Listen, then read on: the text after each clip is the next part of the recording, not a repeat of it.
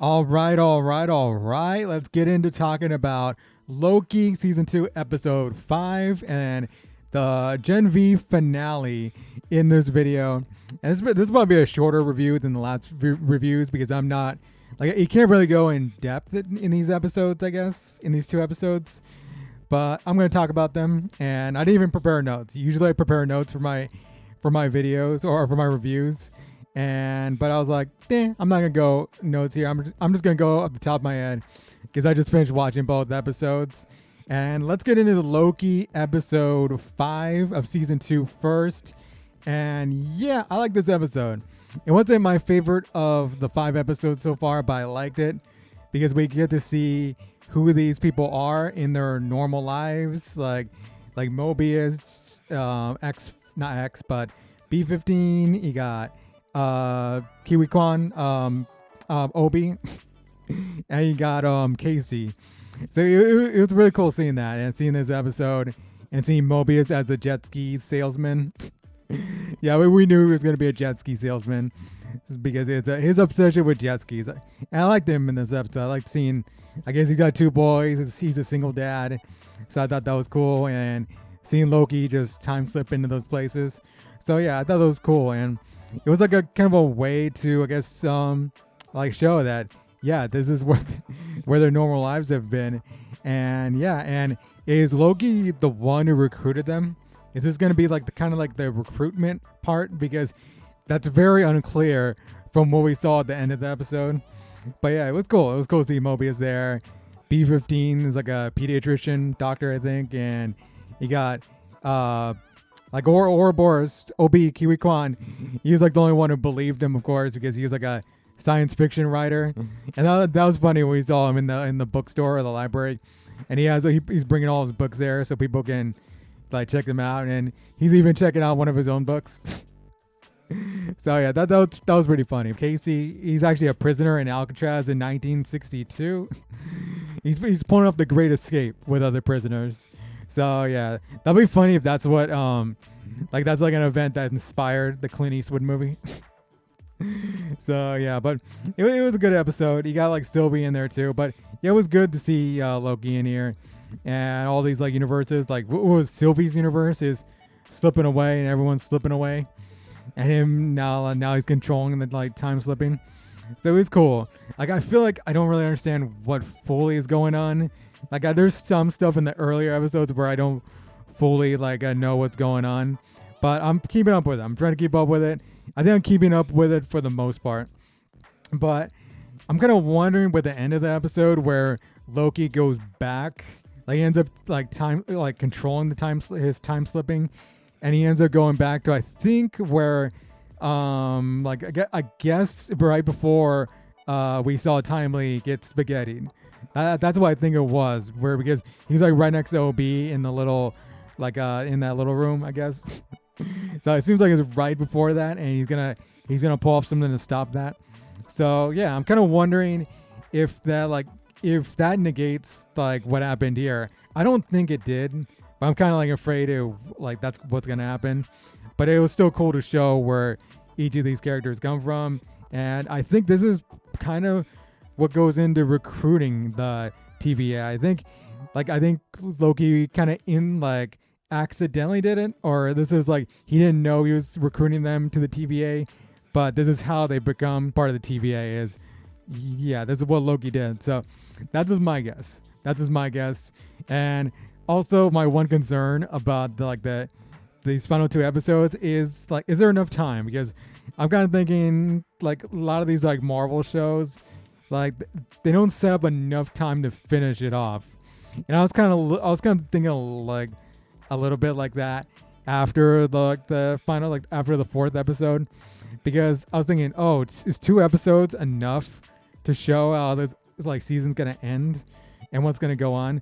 So yeah, that's my concern going into the final episode, because man, final episode, we're gonna finish this off in season 2. Like what is gonna happen? Because I'm I don't know. I wish it was like an 8 episode season. I was like hoping for an 8 episode season, but I guess 6 episodes might be enough. Like I would think they're gonna end it where it is enough, but we'll see. I may think different. And I do imagine that we will return to see these versions of the characters in maybe the last episode or a later episode in a following season, because I feel like they can't leave it hanging with these with Mobius being we don't even know his real name. We don't even know their real names, I guess, in in their real worlds, I guess. But I think we're gonna see him probably. But yeah, we'll see what happens with this last episode. I hope it's good. I hope it finishes off it well, and we'll see. And hopefully with Kang, hopefully it sets it's weird because I wanted to set him up more as what he's gonna be, the main King baddie in the MCU, but with the Jonathan Majors situation, there's an unfortunate side to that that's probably not gonna be able to happen, but we'll see. There's been a lot of stuff with the Marvel going through, and it's with the Marvel article with Variety, I think they do mention that they do have I guess a plan in case the Majors things falls through and everything goes bad with that, but we'll see. That's another thing. But with Loki, hopefully it ends pretty well. So yeah, give me your thoughts on the Loki episode down below if you want to. And let's get to Gen V. So Gen V, the finale for this season. And there's a warning before the episode saying there's stuff that depicts violence happening on campus. So it was okay, we're gonna see some violence, and we did. We just saw some crazy violence in this episode. It had that what was the opening death was the woman getting burned. It was wow, okay, damn. And man, but that end of the episode, that's I feel that's the big highlight of the episode, with Homelander coming in. And man, did they frame all of them? They show on that TV screen that Sam and Kate are the guardians of Godolphin. I guess they're gonna say that they saved them because Homelander's yeah, Marie, you're harming your own kind. You just took off Kate's arm. And I was yeah, that was a crazy moment. I almost felt like Marie at some point was going to take off a head. But I guess we can't get to that point. Her powers are not she doesn't have that much of a grasp on her powers yet. But yeah, we saw with taking out Kate's arm. Yeah, she defended Marie. She saved Marie. And I was so concerned. Oh no, she saved Jordan. I mean, and right there, I thought they were going to off Jordan because they were happy right there. And I was yeah, this is a wide shot. Something's going to happen. And then Marie comes in, or Kate comes in, and then Marie takes off her arm. So, yeah, it was cool to see that. Cool to see Kate take off some body part. But I'm guessing Homelander doesn't like that Marie is hurting their own kind. And, of course, with Homelander, pretty much not liking humans. Pretty much siding with the Supes, taking out humans, I guess, now. And he's going to frame Marie, Jordan, Emma, and Andre. So yeah, looks like they're in some kind of prison at the end. So man, so that sucks, but it really sets up the next season really well. And I'm kind of wondering if they're going to appear in The Boys. I gotta think they might. They probably will at some point. Probably not a huge role, but we'll see them come into play, especially with, I think most likely we'll probably see Kate and Sam. I feel we gotta see them because yeah, they're the ones being framed as the heroes. And of course with Billy Butcher in the woods in that after credit scene or that mid credit scene, I guess he's going to get a hand on that virus somehow. I don't know if there's I guess there's some virus left in there, or he's just going to he's seeing it for himself, I guess. I don't know. Or I don't know what he's doing. He's framing bot. It's kind of a mystery, but I got a feeling, yeah, he's going to get a hand on that virus, and that's going to be a way to take out Homelander, because I feel like that's the only thing that could take out Homelander in this in the show. He's that powerful. But yeah, it was cool seeing Homelander come in. It wasn't really a surprise because they mentioned him earlier. I think what's her name? Ashley Barrett.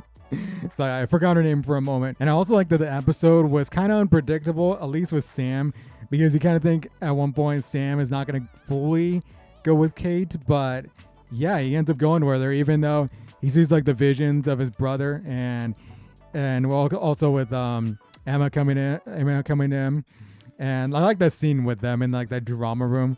So yeah, that was cool.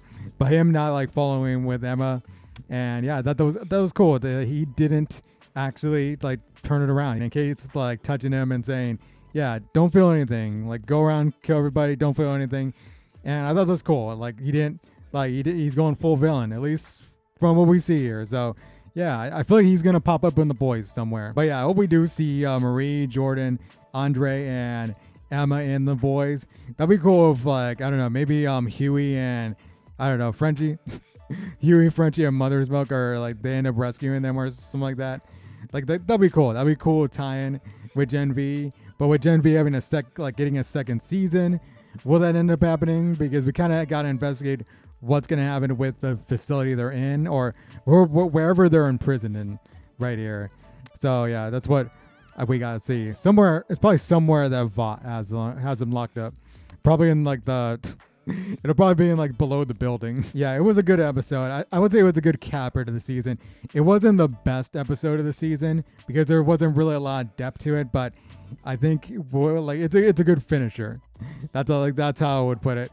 So yeah, and it was a kind of a short episode too. I kind of went into it thinking, oh, is this gonna be like one of those like the Marvel shows or Star Wars shows on Disney Plus where it's too short? Like you don't feel that satisfied with it.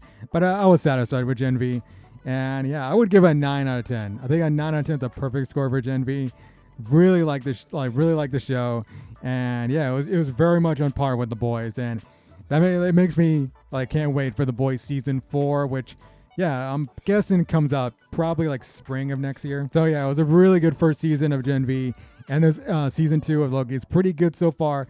So I guess I'll have like the finale for Loki review next week. I guess that'll be by itself next week unless I watch Invincible, but I will for sure review the ending of Loki, the finale for Loki season 2. So yeah, until next time, I'll see y'all later. Rabble out.